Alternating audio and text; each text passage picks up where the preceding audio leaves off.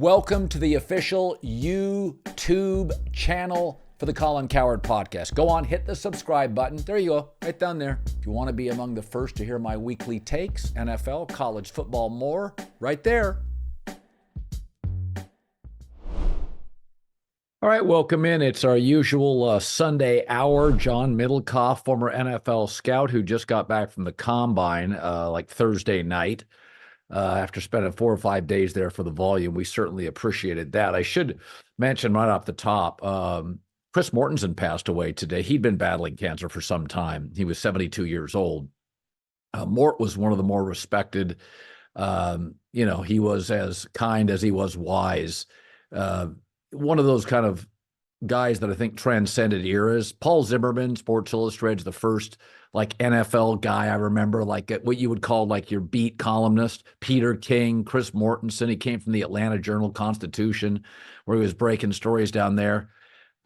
Just a really nice guy. How is he viewed in the league, John? I mean, these guys, now it's basically about breaking stories. Schefter took kind of Mortensen's role, and it's like minute-to-minute breaking stories. Chris grew up in a generation without the iPhone. It was more about contextualizing stories and breaking stories. How was he viewed around the league? Yeah, I think people loved him. I mean, I saw Peyton Manning, who obviously was very close with him, and the Manning family in general. You know, when I think about football, like you said, I mean, growing up in the '90s, Chris Mortensen, Peter King, I mean, those guys really, from outside of people broadcasting games, like a John Madden, played an integral role in all of us that love football. I mean, the access that they had, I mean, you can find out everything now on social media and all these articles or all these blogs. They had something that not many people had, and that was information. So I think he was a trailblazer that way for sure. And just an awful day. Obviously, he'd been sick for a while. Sucks. I mean, I think he's one of the key figures in terms of like NFL reporting, NFL just stories, and someone that you had to go to for information when information was really, really hard to get, and it was much more difficult to communicate. Yeah, and he was one of the first guys that was a beacon right at a major network. I mean, let's remember, sports departments at the network level were just ABC, NBC, CBS. You didn't get daily stuff. They were basically on for the weekends. And then guys like Mort, who were on this initially tiny cable outfit that could give you hour by hour, day by day reporting, it made kind of rock stars out of all of them. And Mort always held it in check in terms of gratitude, very, very gracious. Rest in peace to Chris Mortensen, one of the all-time greats. You were, at the Combine, I think it's kind of interesting is that everybody likes Kirk Cousins. Everybody. And somebody the other day said this. They said, everybody talks about Russell Wilson and Justin Fields and Baker Mayfield. And this person said, he's got like a career 99 passer rating and completed 69% of his throws last year. And I mean, is a proven high accuracy, high values, win a bunch of game quarterback. When you were at the Combine, a lot of stuff, guy like me in the opinion space, we don't talk about Kirk Cousins because he doesn't make news. He's just very quiet. Yeah. But when you're at the Combine, how is that Atlanta opening viewed, for instance? Yeah, I mean, I think a lot of people think that Cousins is the biggest domino to fall in terms of he's the number one target for the teams that are aggressively going to try to get a quarterback here in 2 weeks or whenever the official date is, the 13th, because Justin Fields is not viewed very highly. He's viewed highly on Twitter, not by NFL GMs and coaches, right? Not people that are trying to win 9-10 games next year. And Russell's a little more fascinating because he's a very interesting guy because his money's going to be low. But you always talk about this when you're really famous coming into a place, it's a little more complicated, right? With Russell, even though actually numbers wise, he wasn't terrible. He resurrected his career based on 2 years ago. He was terrible. Cousins, before he tore that Achilles, remember that Monday night game against the 49ers? He looked like Peyton Manning. He had really and the year before, he had a game at Buffalo against Josh Allen and outdueled him. He's got a list of 6 or 7 games against Mahomes, Josh Allen, the Niners, where he has been the best player on the field. I think he mastered his talent, right? He knows exactly what he is and his mind.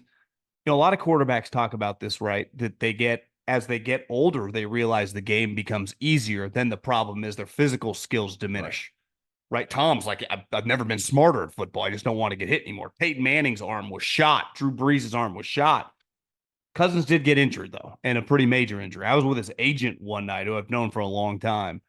Obviously loves him. I mean, they've made a lot of money together. He got a special contraption that, like a lot of, I'm sure, facilities have and like hospitals have when it comes to rehabbing the Achilles. Because of so much money, he just bought it for his house. This is a guy that takes this stuff very, very seriously. And I guess it's gone really well. He's like, we've put out videos of him moving around. They're not pounding their chest like Aaron Rodgers, like this is going to be a 3-month, but they think all things considered with the injury. Here's the other thing, Colin. His game isn't predicated on running around, right? Like when a corner or a wide receiver tears an Achilles, you go, even Rodgers, like a big part of Rodgers' game is the movement. Cousins is Peyton Manning, Eli Manning, Philip Rivers. He doesn't move. So when you look at it, you go, well, if he's healthy, it's not like you have to worry. Well, he's not as fast. Well, he never ran to begin with. So you're getting a guy. I think Atlanta, I mean, a lot of signs are pointing to that. Now, he's not cheap, right? And he's proven like that from a business standpoint, they have been very like, they don't take discounts. So you're not getting the guy for 2 years, $60 million. Right. Would you be willing to give him, 70, 80, $90 million guaranteed for sure? It's a 3-4 year contract. But if he's healthy, I mean, Atlanta could all of a sudden be an intriguing, playoff level contender. I mean, hell, they were kind of right there this year for long periods during the season, but their quarterback played like me or you. Yeah, I mean, it's interesting in this league. There's sort of 3 levels of successful quarterbacks. The stars, and we all know who those are: Mahomes, Lamar, Josh. That's a small handful, too. Very small, 6, 7. And then the rising young stars people are excited about, CJ Stroud, Trevor Lawrence, Jalen Hurts, whoever. And then there's the guys that there'll be no chaos: Jared Goff, Dak Prescott, Kirk Cousins. I think Goff's the most talented of those, but they don't get the fan base necessarily excited. But the minute they land, you start winning double-digit games. I mean, say what you want about Dak. He may have a lower ceiling. Dak gets you into the playoffs. Dak wins 12 won 12 games 3 years in a row. So I find like Kirk Cousins, he's almost, you juxtapose him with Justin Fields, he's the opposite. There's no flash, no excitement. There's no topics. But I just get 69% completion percentage and doesn't miss a lot of games. Doesn't turn it over a lot, moves the chains. If he doesn't score, he puts your defense in pretty good field position. So I think within the league, there's a great appreciation for guys like Goff and guys like Kirk Cousins. I just don't think in the media there is. I think one thing, too, is this offense from the Shanahan family is so in vogue. Every team's running it. You half the league is, right? The Atlanta Falcons, Raheem Morris, bring Zach Robinson. What are they going to run? McVay, Shanahan's offense. And I was talking to Jason Light about it. They just hired Liam Cohen, who used to be with the Rams, McVay offense. I said, why do you like this offense so much from a scouting perspective? He said, it's very quarterback friendly. Now, the quarterback still needs to be accurate within that quarterback friend. The Jets ran the Shanahan offense for Zach Wilson. How'd that go? Like, you need to be accurate. Well, what is Cousins? Very, very accurate. What is Justin Fields, for example? Not very accurate. Listen, Cam Newton, who is, the conversation about things he has said, he was an elite talent. I mean, an all-time talent. At that size, that movement, that arm strength, his accuracy was horrendous. Yeah. I mean, he had to overcome it with all that other stuff, and he had it unlike probably less than 2 or 3 guys in the league history. But what happened? Early 30s, if you're not accurate, you can't even function in the league because you're no longer running around. Cousins, as long as you have the arm, right, that Peyton and Brees lost, you can function late into your career, right? Especially in this league where the quarterback, this isn't 1985 and the Chicago Bears hitting you. Yeah. The other thing I find fascinating with Justin Fields is Lamar Jackson wins 76% of his starts. And I swear to God, I'm constantly defending him. He's just a winning quarterback. And I think he's more nimble athletically than Justin Fields. Justin Fields is like 10 and 28 turnovers, bad second half quarterback, and he has defenders at every turn. It was interesting in Chicago most of this year, they defended him. And then in the final week, he faced Jordan Love, and you just saw this chasm, this gap, and then it all went away. You can go back to weeks 12, 13. There were a lot of Justin Fields supporters in Chicago. But I think when he matched up and you look who they were playing on some of those wins. I mean, garbage. It was the level of competition was a joke. So I think Justin Fields, I think in the league, as you pointed out, people are realistic about it, but there is a difference between the public perception and people in the league. And I think back to our initial point, Kirk Cousins is well represented, a lot of fans in the league. Like I talked to someone who was around Lamar Jackson, who I think has completely changed anyone that had any questions about him after this season, really kind of mastered his skill set. But what happened in the playoff game against the Chiefs, he kind of resorted back to a couple years ago. Talked to someone around the Ravens. He thought the big issue is one, the offensive coordinator had a weird day. He tightened up. But Lamar, when he gets around Patrick, he thought it was like playing Tiger Woods, first couple holes, couple birdies, you get tight. And that threw him off because that guy, he's like, I've been around this guy for years now. That guy was not the guy that I saw all season long. And we felt it. And let's face it, that's what Michael Jordan did. That's what Tiger Woods does. Question. That's what Tom Brady did. They just make you unravel a little bit. And I think I think the Ravens, I'm not betting against them this year. They're going to be good again, I'm sure. And they just have to avoid that or have the moment, which never really happened to Michael Jordan in the 90s. Like, can you ever take down that guy? And it's on you mentally as much as it is physically. I think that's a real thing. I said in the Super Bowl with Patrick Mahomes, I thought Kyle Shanahan thought to himself, I want the ball first and third. I don't know if you do that if it's any other quarterback not named Patrick Mahomes. I think if it's like Jalen Hurts, you're like, give him the ball first. We'll react to it. We can stop him. I think with Mahomes, it changes. Even Kyle Shanahan's thinking, well, probably won't stop him. At least give us the ball third. Give us another shot to move the rock. So I think your point's well taken. Get in on the action with the DraftKings Sportsbook, an official sports betting partner of the NBA. New customers who deposit $5 or more can get a no-sweat bet up to $1,000 back in bonus bets. How cool of a deal is that? All you have to do is download the DraftKings Sportsbook app now. It takes 90 seconds and use the code Colin, COLIN. This is the best deal you're going to find. New customers, it's a no-sweat bet up to $1,000 if your first bet loses. How cool is that? Only at DraftKings Sportsbook. Code is Colin. The crown is yours. By the way, I saw you had a tweet. You were critical. I've watched the Dynasty, all the episodes. So the book is obviously by Jeff Benedict. It takes a very favorable, the criticism of it. It's very much about the crafts. So the Aaron Hernandez, it was episode 6. So the first thing about Aaron Hernandez is Ernie Adams said during that, hey, he was a first-round talent and a fourth-round pick. We knew there were headaches. It is remarkable that he never even entered his prime in the NFL and averaged 60 catches and 6 touchdowns with Gronk on the other side. I think he was the second best player on the team behind Brady immediately. And if you go back to watch some of those videos, I don't think I've ever seen, including Travis Kelce or Kellen Winslow, I've never seen a tight end run like that. Patrick Chung was a guest on my show when I worked at the other place. And I asked him one time, who's the toughest guy in the league to defend? He goes, not even close. He goes, it's Aaron Hernandez. And he had Gronk on the team. He goes, no, Aaron. He goes, Aaron's faster. You can't, Aaron's just different. He's a wide receiver playing tight end. And he's just, he's 25 to 35 pounds bigger than a strong wide receiver. But there is, Gronk and Belichick want nothing to do with the Aaron Hernandez story. And you said it bothered you, the portrayal. It was very Bob Kraft supportive on Aaron Hernandez.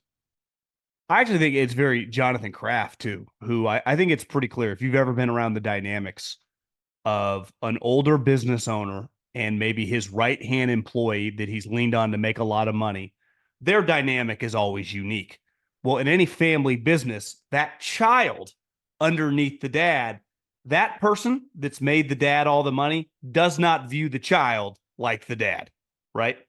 And Jonathan Kraft in that episode, Brady didn't say, was never interviewed for it. He won't touch it. Has never, right? Has not touched it since it happened. Gronk was not interviewed in that. Belichick, I'll give him credit, was willing to sit there in front of the camera. He didn't really take it. Robert Kraft kind of went back and forth, said, I loved him like a child. The moment the murder happened, Robert's like, I was going to get him a defense attorney. Jonathan Kraft, who, let's face it, is trying to shape the organization. His father's over 80. Belichick's now gone.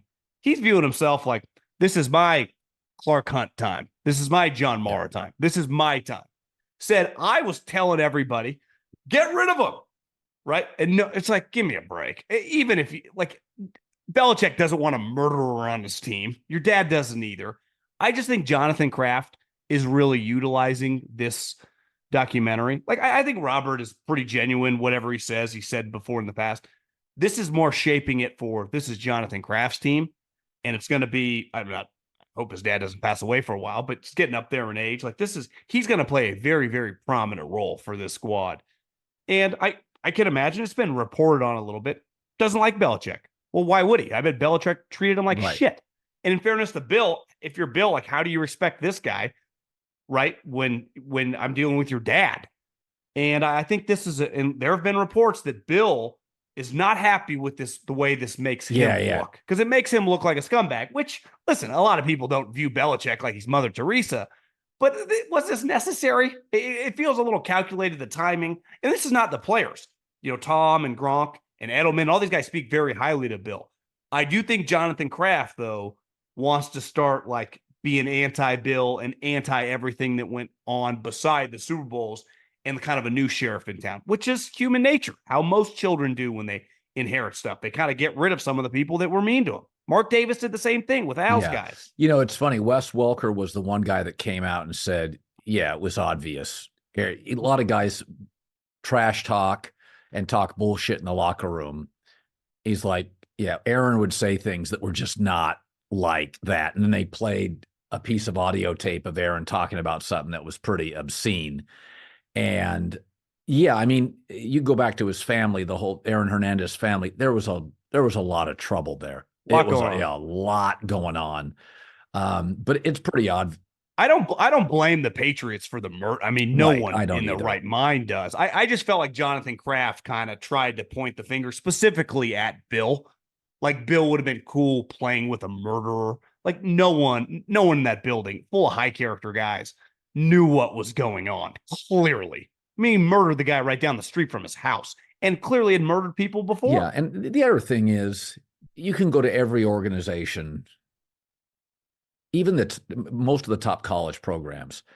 Listen, you can't have 85 guys on scholarship in college. You're going to roll the dice on some guy. You know, Nick Saban said, what do you want me to do if a guy gets in trouble? Throw him out onto the streets, or you want me to rehab him? He goes, a lot of people that get into trouble end up being great dads, great business people. And I completely, defend Saban in college or Belichick in the NFL.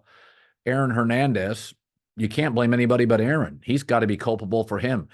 Chris Carter said when he talks to rookies, they had a speech during the Dynasty where he said, I had to look at myself in the mirror because Chris had kind of a turbulent early couple of years in the NFL. Aaron asked a question directly to Chris at one of those symposiums, as if it was kind of a foretell on what was going to happen. He said, basically, how did you turn it around? And Chris is like, I looked myself in the mirror and I told friends that were bad influences, don't call me. Well, I also think when he goes to Bill and asks for a trade to the West Coast and then he doesn't get traded, people are like, oh, Bill, look, Bill's not his best player. Bill doesn't know what's going on. There was a lot going on. The other thing, I went out the night before I left with a scouting buddy, and he brought some other scouting buddies. One thing that can be very, very difficult at these big programs, and I would put Florida under this umbrella, is when you get these famous players and just players in general that are going to get drafted. It's much harder to get the truth nowadays because it gets back to these programs so quickly, of the recruiting elements, that my friends have said they have to work extra hard to get on the character guys to really dig, because you kind of get the PC version of like, hey, he's got some issues, but everything's fine. It takes a lot of effort. Where back in the day, they'd tell you everything. They weren't worried about it. Now everyone with social media, stories getting out, some of these programs are very, very hesitant, and they give you, a very watered down version of what is going on. And they know what's truly going on because they're, helping sweep some of the stuff under the rug because it all gets back to them and they don't want their program to look like it's anti-player. So there are just a lot of variables with this stuff. It's not like, obviously those Florida teams, urban, there was some craziness going on, but they're not just giving out the information at will. I don't care who you are. I mean, Bill's one of his best friends is Urban Meyer. Yeah, leaned on him heavily through the years, he and Saban, because Bill doesn't watch college football. Herm Edwards, got him N'Keal Harry. Yeah. Is it N'Keal Henry? No, it was Harry. It was N'Keal Harry, who I thought was a pretty good college player, but God, he was terrible in the couldn't separate. So, you and I have been on this for a while, that offensive coaches, McVay moved off Goff, who got to a Super Bowl. Shanahan moved off Garoppolo, that got to a Super Bowl. Andy Reid moved off Alex Smith, who consistently could get into the playoffs. The Steelers' defensive culture are sticking with Kenny Pickett. When I see that, I think to myself, you understand Burrow, Lamar Jackson, Deshaun Watson, and really some really sharp coaches are in the division. Do you think they're sticking with Kenny Pickett, or do they just don't want to publicly hammer a local kid? Because you can't watch him and think that's going to win in the AFC. He could be the 14th to 15th best quarterback in the AFC. One thing, I heard a lot of Russell Wilson rumors to Pittsburgh, just because with the Broncos paying almost $40 million, you can get him for $1 million. So he's relatively cheap. But the moment you sign that, Russell's not competing for a job, right? And he's better than Kenny Pickett. If that truly happens and they're not interested in these other guys and aren't actively drafting a quarterback, that's insane. One thing I've heard in the league is for a long period of time with Kevin Colbert, who was one of the best general managers in the league, and Mike Tomlin, who's a really solid coach. I mean, has some flaws, but Mike Tomlin's better than most. I do think this transition and their new front office, I don't think they're quite viewed like the same powerhouse. Like the Ravens transition from Ozzie, who works more than any retired human you'll ever see. I thought he retired 3 years ago. You see him at the combine sitting right there. The Ravens didn't skip a beat, right? DaCosta right there. I think the Steelers, they got a lot going on, right? When it comes to the transition in front off, which is natural. Most teams don't just go smooth GM to GM or coach to coach. And I just think they're an organization to kind of keep an eye on. I wonder if it's quite as, how long can you keep this up? Let's face it, 50 years. Well, they've been pretty consistent. Like it's bound to, maybe they'll go through a little downturn right now. But a lot of people in the NFL kind of have them a little red flagged operationally, I would say. Not necessarily Tomlin, just the new GM, just the new thoughts from the front office. He's more of an analytical guy. Had come over originally, I think, from the contract stuff. Kevin Colbert, more of an old school Rooney type scout. It's just something to peek at as we move on toward football. Yeah, I mean, there's been, Tomlin has his defenders, and I like you. I think he, in terms of, developing players, especially defensive players, they get better. He's a good motivator. There's some Pete Carroll there where he does a good job. He's very good with young players, giving them confidence, getting them into a system, and ramping young players up very quickly to play in this league. And I don't think Pete was ever good with O-lines. I don't think Tomlin is. I don't think McDermott necessarily is, where I think Andy Reid and Shanahan and McVay, they're rebuilding those O-lines. Last year, what McVay did with the O-line of the Rams is insane. He had tackles playing guards playing tackle. It was incredible. But I look at Tomlin and I think, the standard of Pittsburgh for most of my life was like Super Bowls and AFC championships. Whenever I hear this, never had a losing season, it's so odd to me. Can you imagine McVay bragging about that? Like, I don't know. It's just like Pittsburgh's standard went down. And again, you can go look at Dave Wannstedt. Wannstedt, when he was in Miami, his 4 years there, he had a better winning percentage, I believe, than Tomlin. And he got run. So I think it's one of those things where the Rooneys are reticent to make big sweeping changes and Mike's secure.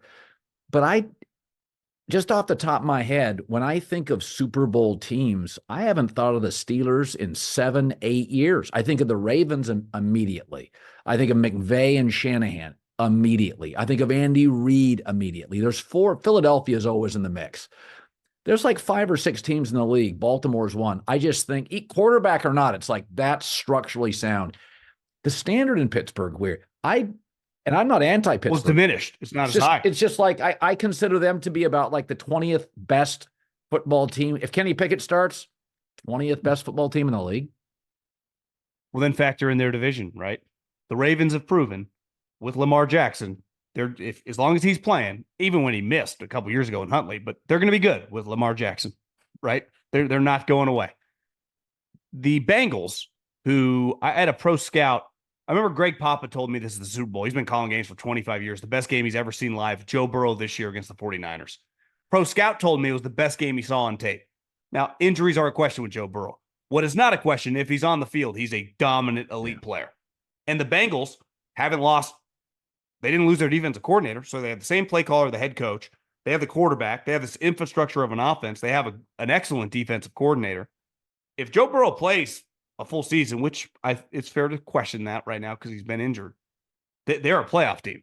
So Pittsburgh benefited this year because Burrow, how many games did he play? Right? He was, by middle of the season, he tore his arm and he was out. And they were still kind of competitive. But if he plays, like Pittsburgh's definitely looking up at those two. And the Browns, like I talked to Stefanski for a little. Stefanski is an impressive guy, and he's clearly a good play caller. Now they Watson's cap hit this year goes from like 19 to 60 these next 3 years, so they're going to lose a lot of the depth. So I'm not feeling as strong. They're just going to be as good, but I know the Ravens are good, and I know the Bengals dominate when they got Joe Burrow. So you just look at the Steelers; they're very dependent on some of these Minka Fitzpatricks and T.J. Watt having 30 sacks. Or else you're going to win. Eventually, you're not going to have one of those 9-8 seasons where you can pound your chest and you're going to win 5 games. So I'm going to look up here very quickly the free agent period in the NFL. So what day does it start here? Hold on. Well, the negotiation's the 11th and it kicks off the 13th. So we're about 10 days from it. What do you think? So if you had to hedge a bet here, give me your 3 biggest free agent signings. Well, I do think Kirk Cousins is going to end up in Atlanta because I think they're going to throw a lot of money at him. I mean, their owner, another guy over 80, ton of money. There's going to be some urgency on them to win. Financially, this will be one of the lowest, but I do think it's by far the biggest headlines. I do think Russell Wilson in Pittsburgh makes some sense because Russell's been humbled a lot, right? And I also think, what's he going to do? Go in there with T.J. Watt and Minka Fitzpatrick and Cam Hayward and act kind of weird? Like, it's not. And Mike Tomlin. And even Sean Payton kind of forced it. Like, hey, you just either got to ship in or ship out. Now, ultimately, he was always going to ship him out. But I think that's a place that is just, I think it makes some sense. Because like you said, the standard, you can't roll back Kenny Pickett. There's pressure on you to win. The AFC, I mean, you got Harbaugh now. The Chargers are going to be good. The Chiefs are a dynasty. Even Miami, that's got some question marks. Like their coach is pretty good and they can score on offense. They're going to be competitive. The Bills, like the AFC is really, really hard. And then I think it'll be one of the defensive linemen. One thing it's always funny when you talk to pro scouts because I always assume like, how's this organization? They're pretty impressive. They're like, I'm hearing some things. Right. You get that sometimes, right? We know the Rams, the Niners, the Chiefs, the Ravens, but then there are all these like the Dolphins. And one thing I heard is they got a lot of financial cap issues, right? The Fangio thing was a disaster. A lot of theories at the combine, which makes sense. Hard, and you and I have talked about this, hard place to build a culture in Miami when you have all these young guys in their 20s, beautiful women everywhere, social media. It's easy to find stuff going on. Vic Fangio had enough. No one would listen to him there. Like his track record kind of speaks for itself. He knows what he's doing. So Christian Wilkins, who's one of the better defensive tackles in the NFL, they're probably not going to franchise him because they can't afford him because of their very good situation. Player. You're paying very elite, and those type guys don't often. It's a second contract, hit the open market. Same thing with the defensive tackle 92 for the Ravens. I screw up his name. I had a guy coach with the Ravens, like he's like John Randall. So if those type players hit the market, I mean, you're talking 70, $80 million guaranteed. And then, the NFL contracts you got to decipher them, but probably $140 million contract. So anytime defensive linemen hit, offensive linemen usually don't. The Cowboys, Tyron Smith, well, he's 35 years old. He's been injured a million times. He's got the Chiefs or someone will sign him to a 1-year deal, but his name is bigger than what you can. But the young defensive linemen who are 4 or 5 years in, they are going to get an astronomical amount of money if Chris Jones to stay. I mean, what Kansas City's going to have to pay them, like L'Jarius Sneed, who is a big time corner. But what did the Chiefs prove? Well, we just drafted Trent McDuffie. Veach has proven he can draft DBs. So what will they do? I would imagine they're going to try to trade him to a team like the Lions, desperate for a DB. Hey, this guy can be your star DB. He's been a star for us. He's won. His character. He's smart. You give us your late first round pick. Here's this guy. You give him $60, $70 million guaranteed. Like that. Those are the type. And that's what happens at the combine, all those type discussions. But look at the Chiefs. They're in position where they can keep a guy, they could trade a guy. And then you got a team like the Dolphins, one of their best players, they can't even franchise because financially it doesn't even make sense on their book. So a lot of different organizations who are, struggling. One thing I noticed, just because I know so many people with the Chiefs, it turns out I know a lot of people with the Ravens. The top 7, 8 organizations are really just kind of competing with themselves. Yep. I mean, 10 organizations, you kind of walk around, you see people wearing the logo, you're like, you got no shot. You got no shot. And then a couple teams, if they hit, like the Texans are clearly on the come and moving forward. But a lot of teams, they're just getting that $400 million check from the league. They're making some money, but they have no shot to win in this league. One of the things I talked about last week on the show, I think it was last week or the week before I was on vacation, I said, I came back and I talked about this.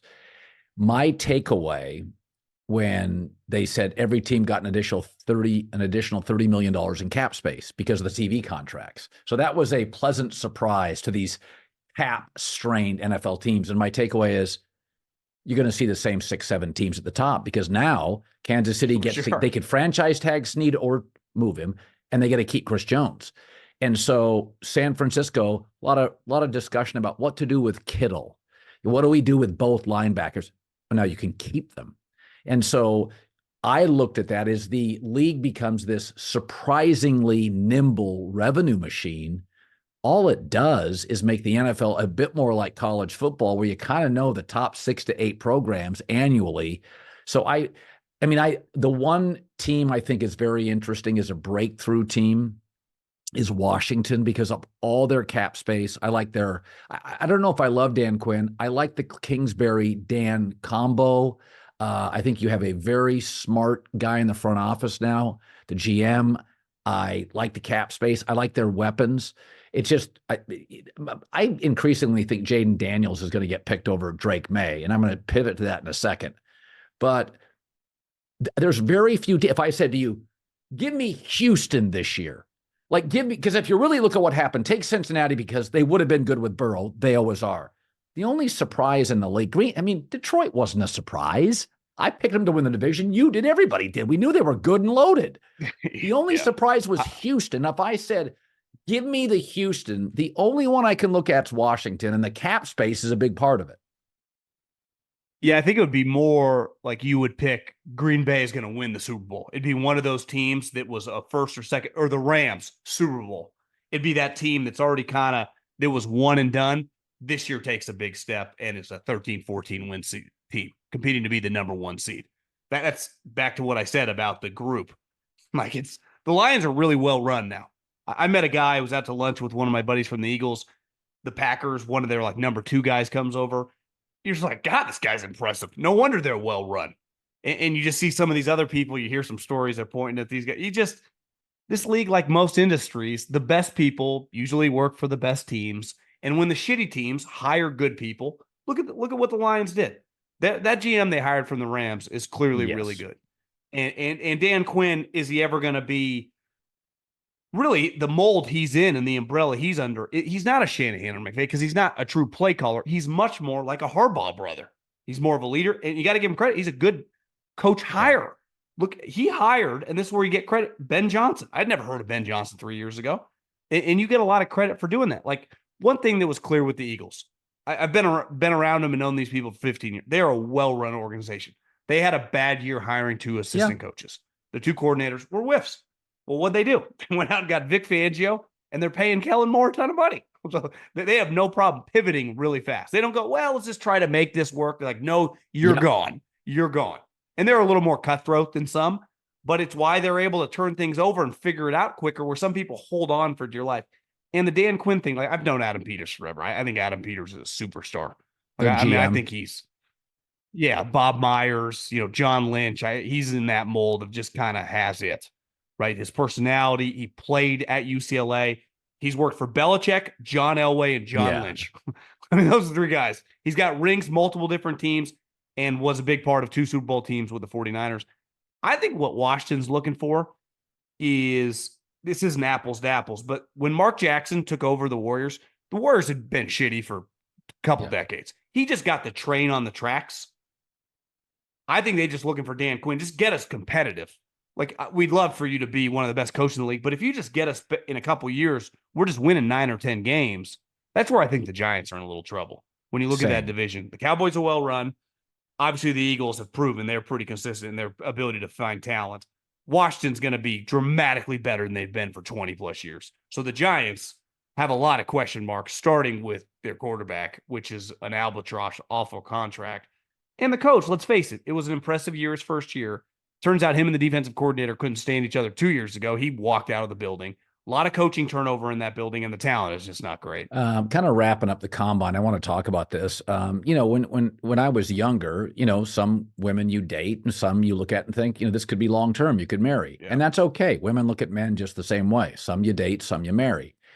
And I've thought about this for a long time as I watched the combine and listened to all the quarterback talk.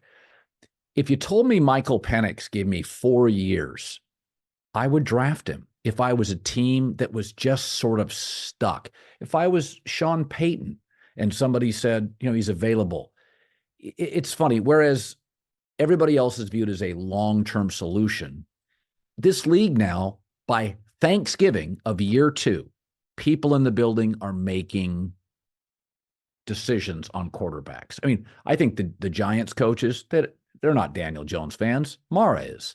There's some sort of weird connectivity to Eli Manning and Daniel Jones. Southern kids, tall, dark hair, whatever. Yeah.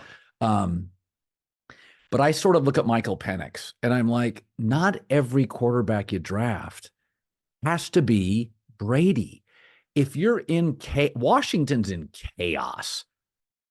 Now, they're not going to get him with that pick, obviously. But if you start looking where Penix could fall to. Isn't Tua the best example with Miami? He's not great, but he just stabilized the franchise. Like I see Penix in terms of throwing the football, big, strong kid. He's not going to run. He's clearly a pocket guy. What are you hearing about him? Because, he came out, his hand size, his wingspan. I watched him live. He throws up the sideline like a 12-year pro. Like, he is really a side. A lot of these quarterbacks, like Bo Nix, I like, doesn't throw a good deep ball. Penix throws a great deep ball. He's not going to move at all. What are you hearing? I think Daniel Jeremiah said it yesterday when he was throwing. He throws the most beautiful ball here by far of the quarterbacks that were throwing. I mean, half of them didn't throw.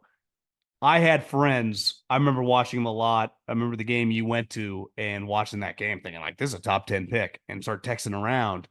A lot of people had him in the 2nd and 3rd rounds. Now, when you're a scout, you're closer to it, right? You have all the in-depth medical information. He had basically not completed 4 straight years, and a couple of those were shoulders. So if you've been scouting for 10, 15 years, that terrifies you.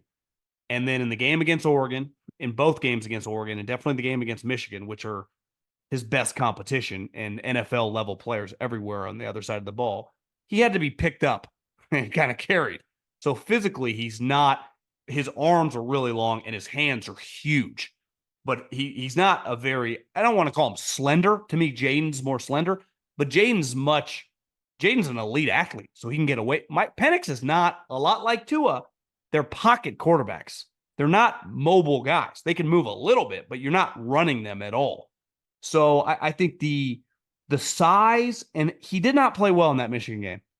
And that's an NFL team. and he had an NFL team in terms of his wide receivers. So I think you can find people like myself. Again, I'm just a couch scout now that went like, I'm with you.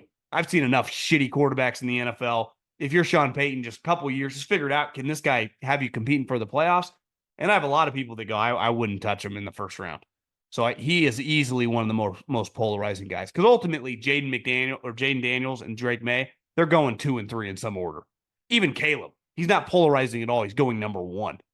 Bo Nix, polarizing a little bit, but he's still going to go pretty high. I think, and JJ McCarthy, a guy, people are having a lot of discussions on, is going to get drafted high. I bet you go in some draft rooms and they'll have this guy in the 3rd round, and other draft rooms that have him, competing to be a top 20 pick. I like him because accuracy always matters. Deep ball in this NFL matters. If this was 1992 and we had to play the Cowboys, the 49ers, and the Packers, and Reggie White was tackling, I'm like, this guy's going to get broken in half. Quarterback doesn't get touched that much. I've seen Brock Purdy. He's not that big. Doesn't really get touched. Like a lot of small quarterbacks, right? It's just, even some of Kyler Murray didn't get injured in terms of tearing his ACL tackled. He tore it running. And Michael Penix is not a runner. So the offensive line is going to matter, like it will with any young quarterback. But I like Michael Penix. But I don't think a lot of NFL teams, or I think a lot of NFL teams lean second-day draft pick. Yeah. Andy Reid goes to the combine. McVay, Shanahan, not interested. What is that? I think Andy Reid, one defense I've heard of the Shanahans and the McVays and McCarthy is this event's become commercialized, right? They like prodding around their coaches and almost profiting off them. And it pisses off that crew of guys, which I push back and say the reason you guys make $12, $15 million is the commercialization of the NFL. Like, welcome to the deal, guys. They also would say, well, I still zoom into all the interviews at night. So when we interview 10 guys at night, I'm sitting right there on the computer, and any human being would say it is not the same than being there. Andy Reid told me none of this matters, right? The workouts, the medical, I have nothing to do with as the head coach. It's out of my hands. The only thing that I come here for is when that guy walks into the room, Trent McDuffie, and for the first time I meet him and get to talk to him and just get a feel for him.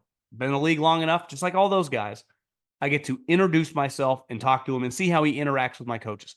We tape that too, but you've interviewed people. What's your reaction interviewing someone for your show when they're on Zoom or when you're sitting next to them in person? When you're interviewing someone for the volume in person at, meeting them for lunch than a telephone call. It's dramatically different. And these are $1 million investments. So I don't agree with them not coming. And I understand some of the stuff. You're not obligated to talk to the media. You don't have to go to that little thing that Andy goes to. Belichick never did. Never went. He still showed up for all the other stuff, the football stuff, which is very important. And one thing for the 49ers, like, they've hit on a lot of picks in the 3rd, 4th, and 5th round. They've missed on a lot of high picks. So, if Andy Reid's going to be there, if Belichick went for 40 years, Pete Carroll never missed it. There's definitely some value there. And I'm not, these guys aren't lazy individuals, but I do think they're wrong. I mean, who am I to tell them? But there's a value there. Clearly, the best coach in the league. If you said, hey, there's a podcasting convention, Cowherd's going, Rogan's going, and Big Cat's going, should I go? Probably. Right? It's like, what are we doing? I would get if Kyle had just won the Super Bowl and he was off with his family. Like, you lost. This draft's kind of big. McVay, they got knocked out in the 1st round. But they just can't stay. I saw Les Snead somewhere. He didn't even go. It's not pinching pennies. This league's making so much money. I can't get behind the interview meeting these guys because it is important. And then you talked a lot of it. Then what happens middle of the season? Oh, this guy can't learn. This guy can't figure it out. I thought this guy. Well, you had the opportunity to meet the guy, right? You could have controlled some more of it. So coaches are always quick to complain when they don't want to do some of this. And in fairness, like, this is not, the combine's more about the scouting staff, but ultimately once the guy's drafted, it's the coaches around him a lot more than the GM and the scouts. Yeah, no, it's interesting. Les Snead's take was, we do things a little different around here. I don't have any. My guess was a lot of the young coaches feel like it's an old boys network. Like when McVay decided I'm not going to play any starters in the preseason and got some pushback, and then they went 8-0 to start the season. And now the young guys. Now Bruce Arians, when he coached, wanted to play starters. Belichick did, Andy did. But the young coaches, it was like Robin Hood. All the young coaches followed McVay. They didn't want to play any of their starters. So I do think there's a division of coaches in the NFL. There's McVay and LaFleur and Shanahan, Raheem Morris. They see the world a little bit differently. Well, that Shanahan crew for sure. Well, look at all the Parcells guys. Parcells, Sean Payton, there. Dan Campbell, Parcells under Sean Payton, there.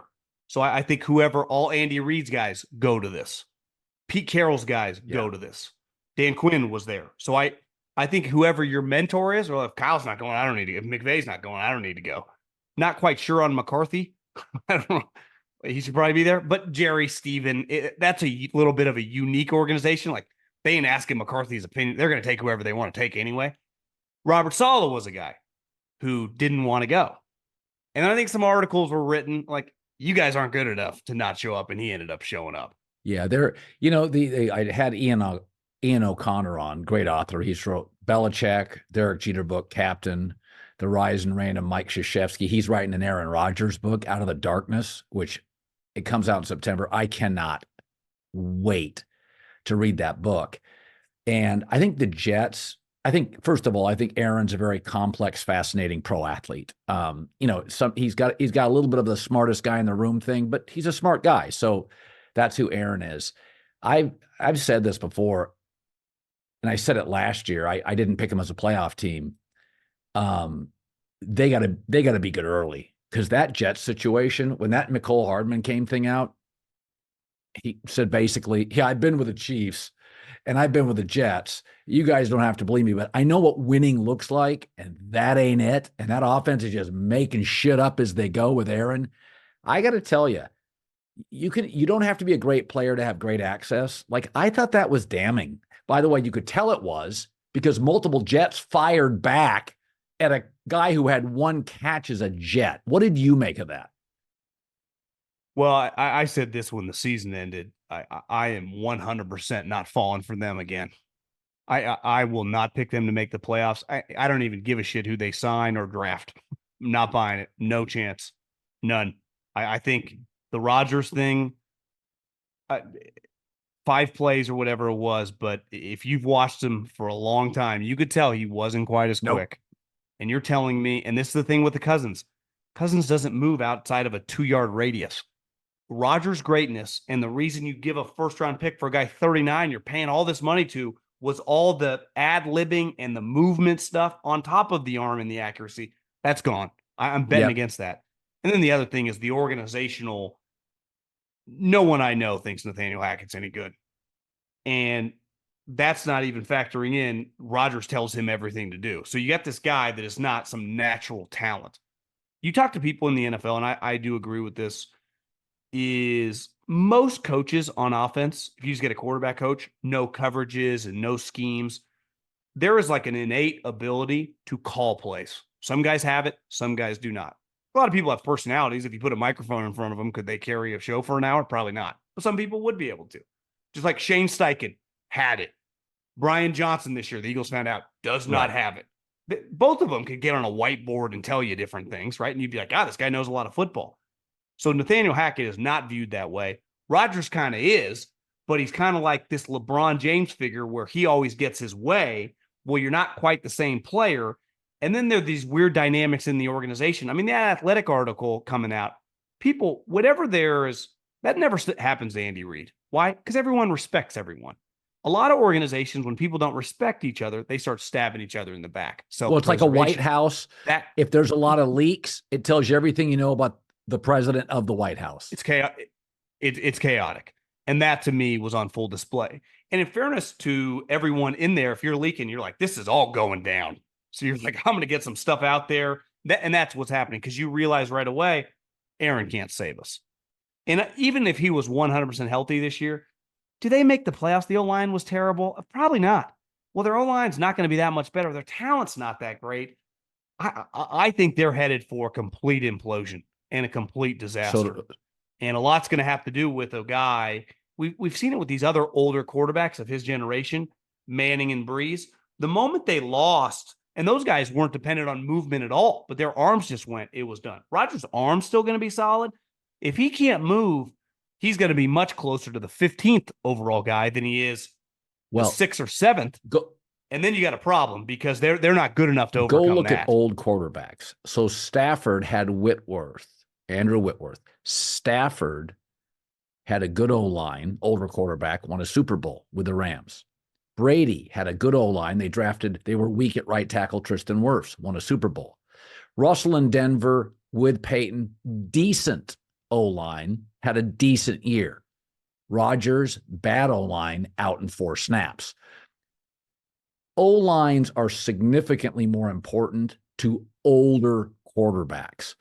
And there's no question. By the way, Whitworth retires, Stafford gets hurt, and the wheels come off. Then last year, they get Dotson from the Steelers. They draft another guard. They shore up their middle. They're good enough at center. And Stafford's good again. So I don't think you can say what you want. I mean, to me, an offensive line matters much less for a hyper-athletic quarterback in the first 3 or 4 years. I mean, Kyler Murray made the playoffs running for his life. Russell Wilson they had Tom Cable. Russell Wilson never had great O-lines in Seattle. In his prime, he got to 2 Super Bowls. The weakness was the offensive line. That Jets O-line, let's say they get the 3rd best left tackle, because about 8 will get picked in this draft. That guy's Andrew Thomas of the Giants is excellent. He wasn't ready to play as a rookie. These left tackles, none of these guys are great. Trent Williams, Tyron Smith was for the Cowboys. Outliers. Even successful left tackles, scrap for until Thanksgiving. The game is just so fast. The best athletes outside a wide receiver in this league are arguably rush-ins. So I just think they're going to get a left tackle. He'll be fine. Rest of the O-line is makeshift. Elijah Vera-Tucker is never healthy. I think it's going to be a mess. And the other thing is that city, like Philly, is unlike anything else. And there is a massive bullseye on that organization with Aaron. And just with this operation now, these articles coming out, like everyone's paying attention. So all of a sudden, you're 2-4. I mean, are we talking about Robert Saleh, if they are under 500 throughout the season, getting fired in the middle of the season? That's very possible. All of a sudden, Gerard Mayo beat you on Halloween with some random quarterback and you fall to 4-6. You're done. Like, good luck. See you later. And Rodgers starts acting weird. Everyone starts pointing the fingers. That's what happens. It's interesting. Right? It's just you can see it coming from a mile away. It's interesting. So Brady had some wants when he went to Tampa. But what he wanted Gronk, a winning player that still had juice in the tank. He wanted AB, a winning player who could make plays. Aaron befriends like Randall Cobb or an offensive lineman who's rotational or Nat Hackett. Like, I understand an older quarterback wanting to bring an ally. Like, I totally get it on that side of the ball. Coaches do it all the time. Just bring a guy that can play. It's like Aaron, Alan Lazard, Randall Cobb, and Nat Hackett. Brady came out and said, listen, I need my security blanket. Even Leonard Fournette, Brady apparently just said, listen, he's a veteran. He's a Undervalued. He'll be fine. He's a grown-up. But they were producing in playoff games for the guy. All the guys Rodgers brought over, if they were good, could not have produced. They would have been, kicked to the side for younger players. They weren't good enough to, if he had been healthy, to help them compete. That was clear when they were bad. So I'm with you. I mean, he likes these guys. Randall Cobb was a really good player 10 years ago, 8 years ago. It's been a while. So, and the other thing with Gronk, they already had Bray. He got to kind of rotate in and out and also help teach everyone else the offense with Tom and kind of his quirks. Yeah, it's interesting is Brady is always strategic, and it felt like Aaron wanted to be comfortable. Tom wanted to be great. Tom's standard is Super Bowls. Tom still had that fire. Tom wanted to be great. you wouldn't take Nat Hackett. I don't think Aaron thinks he's great. I mean, you watched Aaron Rodgers' reaction multiple times this season because the camera was always on him when kept shaking his head constantly. So like Aaron's no dummy. He knows. So it's like, I don't know. It's, I'll say this about like LeBron James. LeBron James, he wanted Chris Bosh and Dwayne Wade and Kyrie and Kevin Love and Anthony Davis. LeBron's got no loyalty if you can't play. He'll bring his guys, but he'll bring clutch sports. He'll bring, so I think the great players, not only are they strategic, but you've got to elevate them. Like Aaron brought over guys that I don't know if he drinks, but like it sounds like they were like drinking buddies or like poker buddies. It's like, Aaron, it's just you're going up against Buffalo, Belichick. It's not good enough. Well, compare that, like how big that headline was last year, Rodgers to the Jets, and the way everyone talked about it, to now this year's version. It's not a quarterback, it's a coach, Harbaugh to the Chargers. I didn't meet one person with at the combine that didn't go, they're going to be good. This year might be a little bit of a transition. They got some cap stuff. We'll see how these next couple months play out. But even people like, I bet he'll figure some of it out and they'll draft enough guys. They're a playoff team next year. They had 18 guys at the combine. 18. They had 6 offensive linemen. You can only play 5 at one time. This guy, he's the Chargers. That's a team. And on the opposite side, and listen, I know you worked with them. I've never met them. I always, when it comes to someone in football who supports you, and Antonio Pierce, obviously as a player, was really good. Marvin Lewis, really high level guy, is his guy, and Tom Coughlin loves him. He's a good Antonio Pierce is a good football guy. Being a head coach is a little different animal. And he's been talking a lot. Like, you do know you got the big version of Bill Walsh right now in Kansas City. And you got Jim Harbaugh, who's been winning now for 20 plus years at every freaking level. And Sean Payton got paid $90 million for a reason. Like, it's going to be very, very difficult. So you almost see most people I know think the Raiders are in trouble. Not because they even think Antonio Pierce is like some idiot. It's just, that's just going to be difficult. And his natural reaction is kind of a little more player, talking a lot. It's not really how coaches operate. And then everyone's like, thinks the Chargers are going to just be good quick. Yeah. I mean, one of the things I've really come to terms with the NFL, there's a saying when you have kids, you don't have any yet. Don't know if you plan to, but the saying, and it's really true, is the days are long, but the years fly by. You look up and your kids are like 18. Yeah. My son had his 18th birthday the other day, and it feels like, a few years ago, we were at Disneyland on rides laughing our butt off. One of the things I think I've come to terms with is week to week, the NFL has surprises, but by the end of the year, it's the same 7 to 8 coaches and quarterbacks. And, week to week, you're like, oh my God, I can't believe that team. Owners are going to propose an 18-game schedule here over the next calendar year, many suggest. I don't think propose. I think it's coming.